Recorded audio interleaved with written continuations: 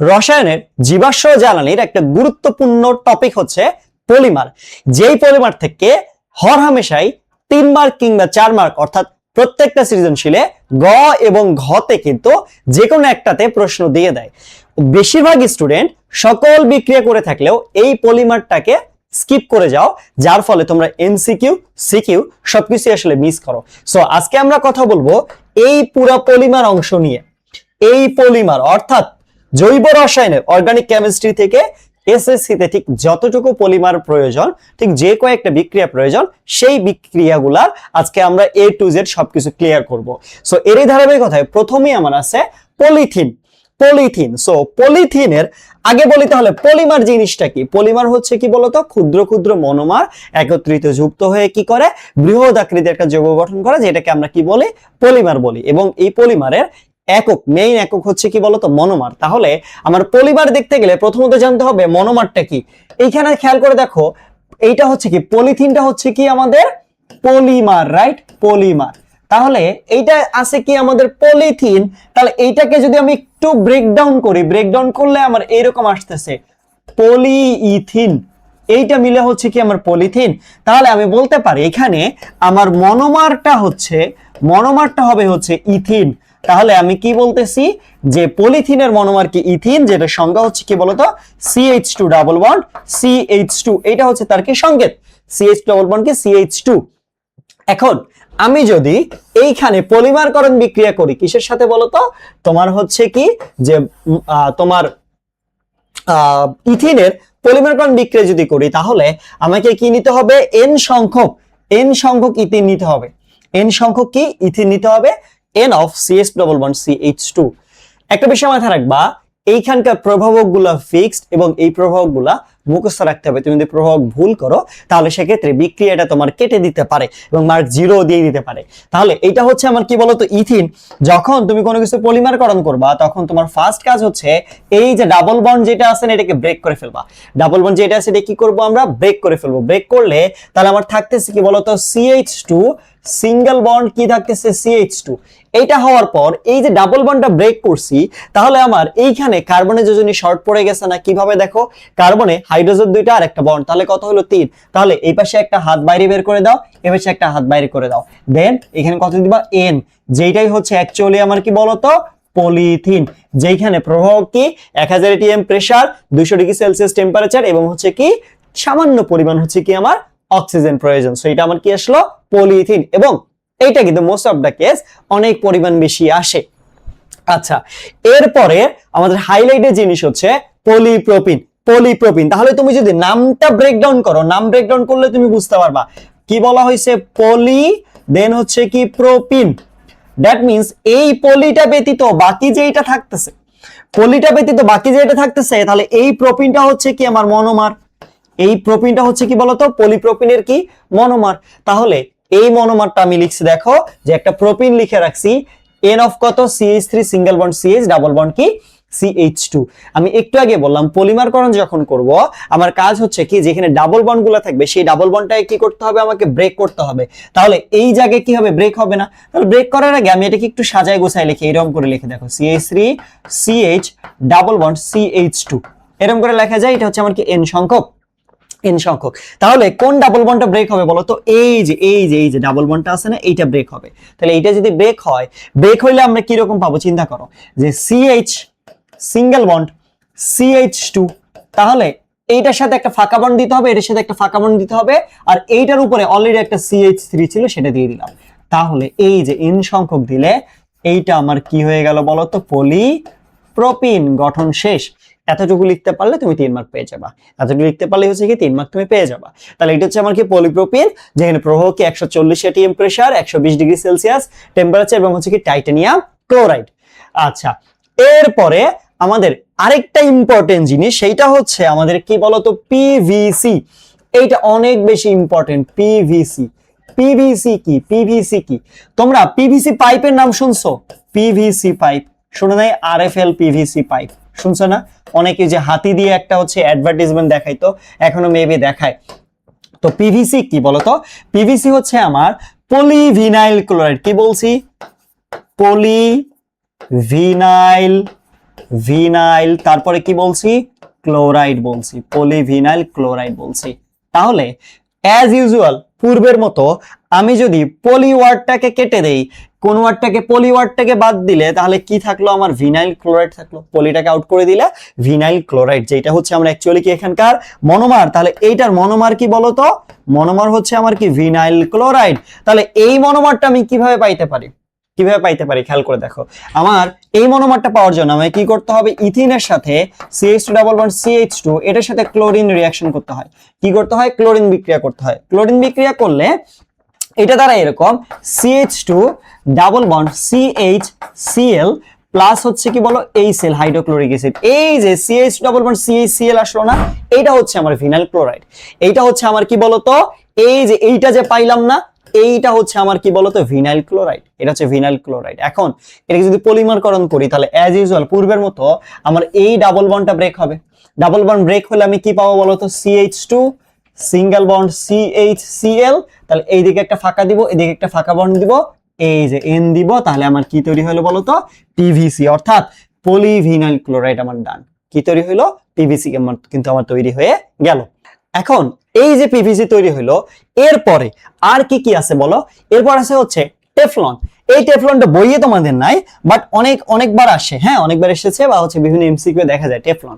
So টেফলনের ক্ষেত্রে আমার মনোমারটা হচ্ছে এইটা, এই যে মনোমার হচ্ছে এইটা CF2 ডাবল বন্ড CF2, অর্থাৎ হেক্সাফ্লোরো ইথেন। কি নাম বলছি, হেক্সাফ্লোরো, টেট্রাফ্লোরো কি,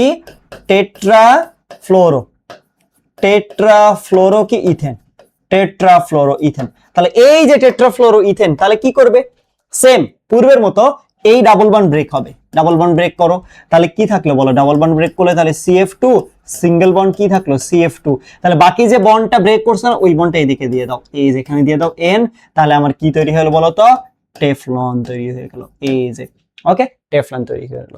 এরপরে তোমাদের সব থেকে ভীতির একটা বিষয়, সেইটা হচ্ছে নাইলন প্রস্তুতি। সব থেকে ভীতির একটা বিষয় নাইলন প্রস্তুতি, কারণ এত বড় একটা বিক্রিয়া, এই নাইলন প্রস্তুতিটা এত বড় একটা বিক্রিয়া, তোমরা এইটা আসলে প্রস্তুত করতে পারো না, বা হচ্ছে মনে রাখতে পারো না। হ্যাঁ, এইটার অপর একটা নাম আছে, সেটা হচ্ছে ঘনীভবন পলিমারকরণ। ঘনীভবন পলিমারকরণ বিক্রিয়া। কি বলছি, ঘনীভবন পলিমারকরণ বিক্রিয়া, অপর একটা নাম। হ্যাঁ, আচ্ছা দেখো, এইটার জন্য নাইলনের ক্ষেত্রে বা ঘনীভবন পলিমারকরণের ক্ষেত্রে আমার মনোমার লাগবে দুইটা। কয়টা, দুইটা। এর আগে যে আমরা তোমার পলিমার গুলো পড়ছি, সেগুলোতে মনোমার ছিল একটা করে, একজনই ছিল। বাট এবার আমার মনোমার লাগবে কয়জন, দুইজন, অর্থাৎ দুইটা লাগবে। ওকে, একটা হচ্ছে আমার এক নম্বরে হচ্ছে এডিপিক অ্যাসিড। এক নম্বরে কি বলতো, এডিপিক অ্যাসিড।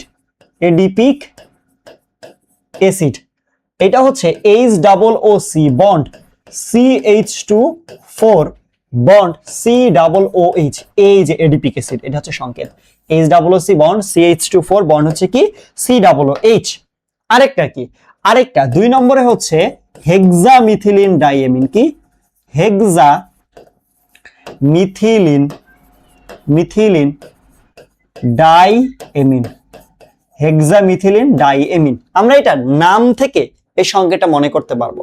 কি বলছে, হেক্সামিথিলিন ডাইএমিন। আচ্ছা আমি আগে লিখি, H2N বন্ড CH2 6 বন্ড হচ্ছে কি তোমার NH2। খেয়াল করে দেখো কি বলছে ভাইয়া, বলছে তোমাকে হেক্সামিথিলিন। তাহলে মিথিলিন মূলক কয়টা, 6টা। মিথিলিন মূলক কয়টা, 6টা। মিথিলিন মূলক কি, সংকেত কি, বন্ড CH2 বন্ড, এটা হচ্ছে আমার মিথিলিন মূলক।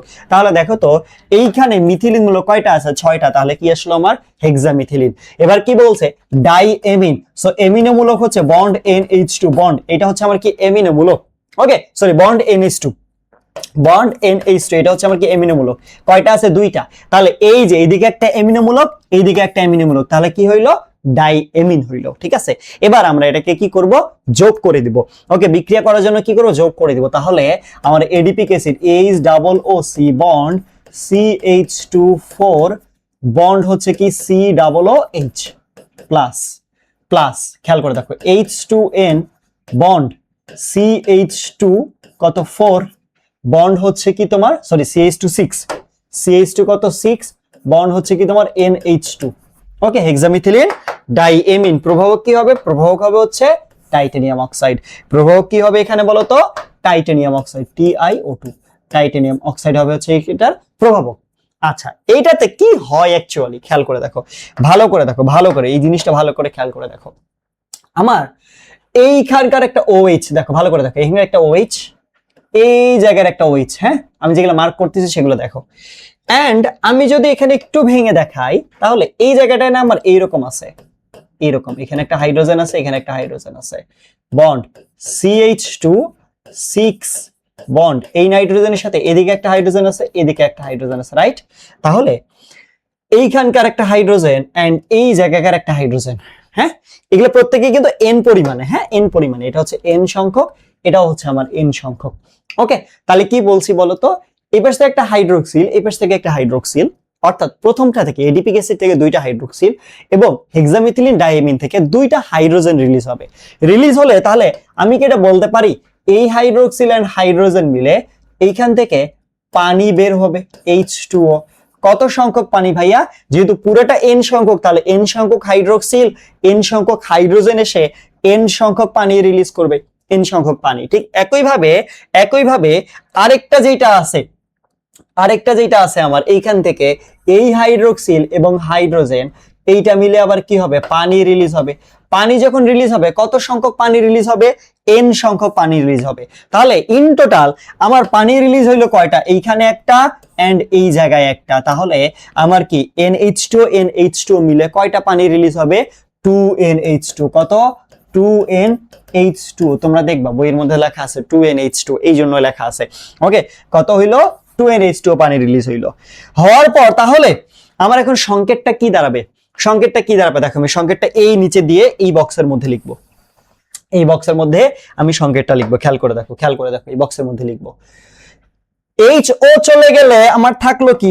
OC। ভালো করে বলো, HO চলে গেলে বাকি কি থাকলো? OC bond. CH2 কত? 4। CH2 কত বলো তো? CH2 4 bond. বাকি কি থাকলো? CO। ওকে, দেন এবার খেয়াল করে দেখো, এই CO এর একটা বন্ড ফাঁকা থাকবে কিনা? কারণ এই OH চলে যাচ্ছে, তাহলে CO একটা থাকবে বন্ড।